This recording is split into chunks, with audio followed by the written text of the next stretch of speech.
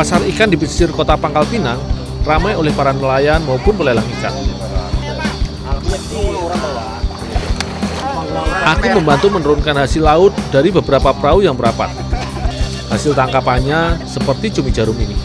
Harga per kilogramnya mencapai Rp50.000.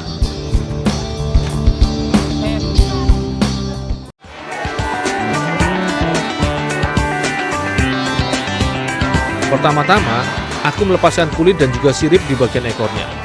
Kulit cumi tipis kecoklatan yang bisa dikupas dengan ditarik.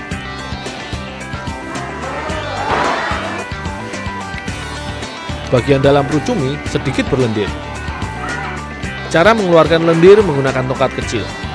Lalu dimasukkan ke dalam perut cumi-cuminya, tongkat ditarik keluar, maka lendir akan ikut menempel dan terbawa keluar.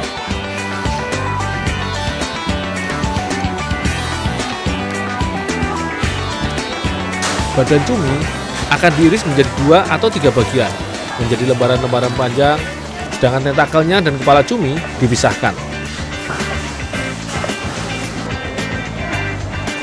Kepala cumi dibuang, tentakel atau belalainya saja yang akan dijual ke pasaran.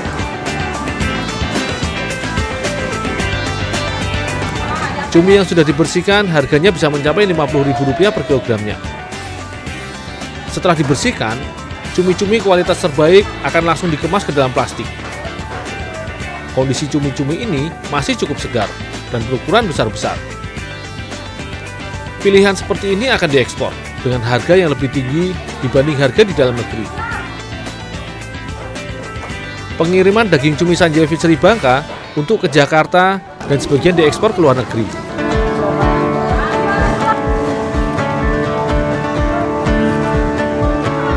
Telur cumi-cumi berbentuk seperti gel yang sangat lembut dan berwarna putih. Tidak banyak yang mengetahui jika telur cumi ini adalah komoditas yang mahal harganya. Rp70.000 per 1 kilogram. Telur cumi ini dapat dijadikan sebagai bahan olahan khas yang lezat. Warga Bangka di sini menyebutnya kricu.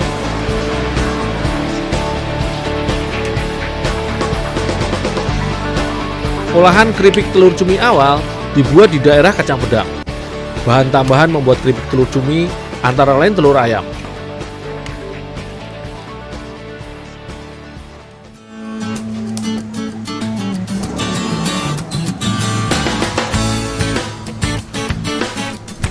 Telur ayam aku campurkan pada bahan utama dan ditambahkan bahan-bahan lainnya yaitu garam dan gula putih untuk rasa manis dan gurih.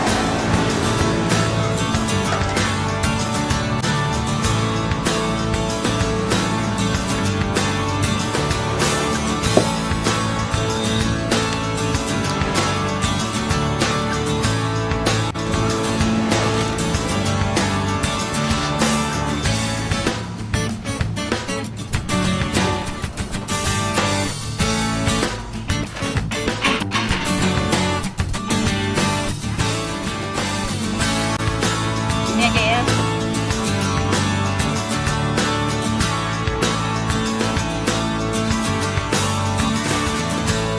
Semua bahan aku aduk merata dan diolah sampai selesai pada hari yang sama. Karena jika tidak, bahan akan basi. Tepung tapioka ditekan berulang sampai menjadi kenyal. Luar biasanya, pembuatan adonan ini minim penggunaan air tawar, sehingga rasa telur cuminya akan sangat kuat.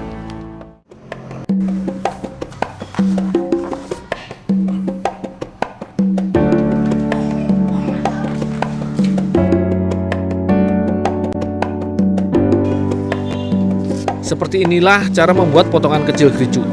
Adonan diambil sedikit, lalu dijepitkan di sela-sela jari tangan. Sedikit demi sedikit, adonan diambil dan dipelintir berulang di telapak tangan, sehingga menghasilkan pelintiran kricu. Memang memakan waktu yang tidak sedikit, karena dibuat satu demi satu. Ukurannya tidak boleh terlalu besar, seukuran 3 batang lidi. Hasil pelintiran langsung dijatuhkan ke wadah di bawah yang telah diberi minyak goreng, sehingga pelintiran kricu tidak saling menempel satu sama lainnya.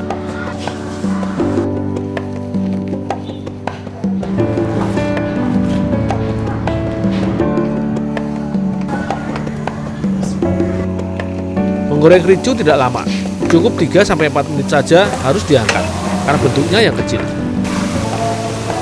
Uniknya lagi, olahan ini tidak terlalu banyak menyerap minyak goreng dan cepat kering.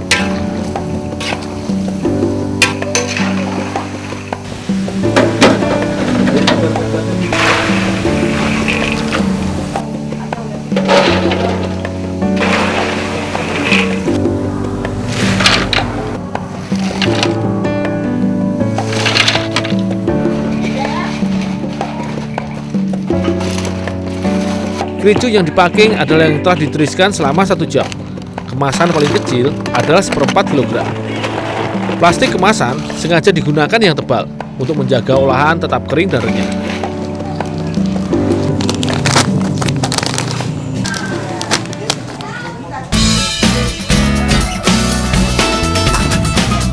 Masih berada di Kabupaten Aceh Besar, aku belajar untuk membuat cemilan ringan yang biasa dikonsumsi sehari-hari masyarakat Aceh. Nama kuenya adalah kue pret.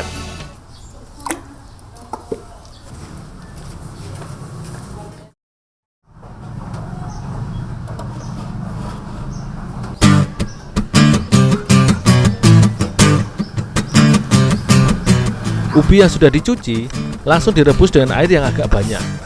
Selain agar cepat matang, air rebusan ini nantinya akan digunakan sebagai campuran untuk membuat adonan kue. Sementara ubinya akan dimasak menjadi bola ubi. Setelah 20 menit, ubi sudah melunak dan air rebusan sudah berwarna ungu tua.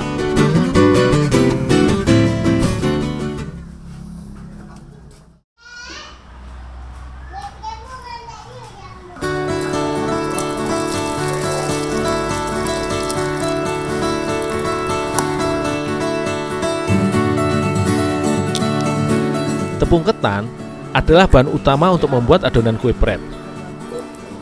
Telur dan garam juga ditambahkan sebagai perekat dan penambah rasa dari kue sederhana khas masyarakat Aceh ini.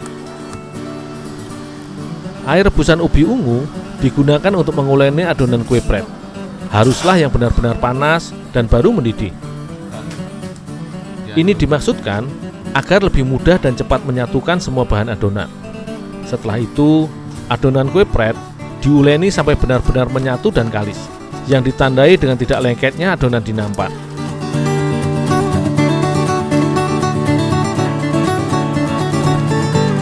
Cara pembuatan kue pret ini cukup sederhana. Hasil ulenan kue pret dibentuk panjang-panjang dengan menggunakan cetakan kayu ini. Tinggal memasukkan sebagian adonan ke dalam lubang cetakan dan memutar penutup cetakan. Hasilnya, cetakan kue pret berbentuk panjang seperti mie.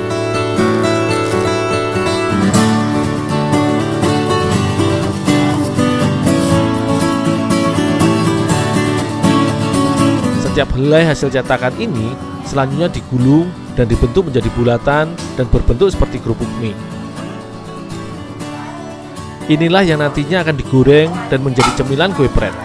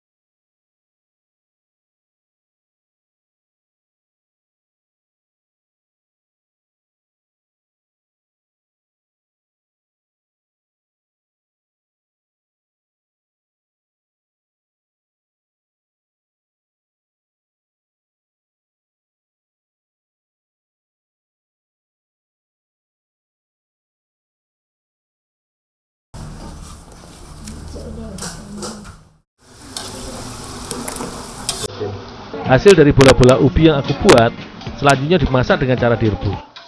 Sekitar 5 menit dimasukkan ke dalam panci, rebusan bola ubi akan mengapung dan itu berarti bola ubi sudah matang.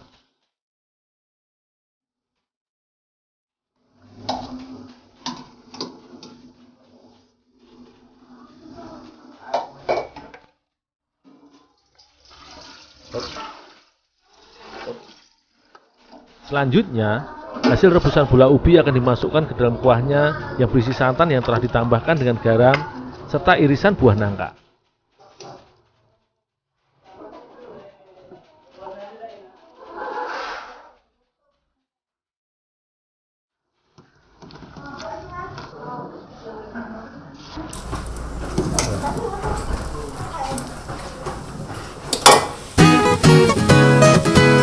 Sedangkan untuk kue pret yang sudah dibentuk bulat keriting, tinggal digoreng sebentar ke dalam minyak panas. Kue pret yang digoreng akan sedikit mengembang dari ukuran saat dicetak.